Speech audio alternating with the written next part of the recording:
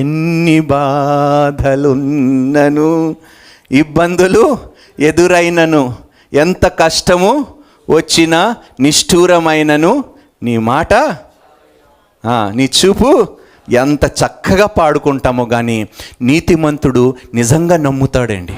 ప్రభువా, చివరికి విజయము నాదే కదా ప్రభువా, నేను ఏ విషయంలో భయపడాలి, ఎందుకు భీతి చెందాలి, ఎందుకు కలవరపడాలి ప్రభువా, విజయము నాదే కదా ప్రభువా, నీవు నా పక్షము ఉండగా నాకు భయం ఎందుకు, యుద్ధము నీదే కదా ప్రభువా, నువ్వు నా పక్షము నుండి పోరాడితే నాకు ఓటమి ఎందుకు వస్తుంది, నేను ఎందుకు ఓడిపోతాను, ఎందుకు చేయలేను, ఎందుకు జయించలేను అని నీతిమంతుడు అనుకోడండి.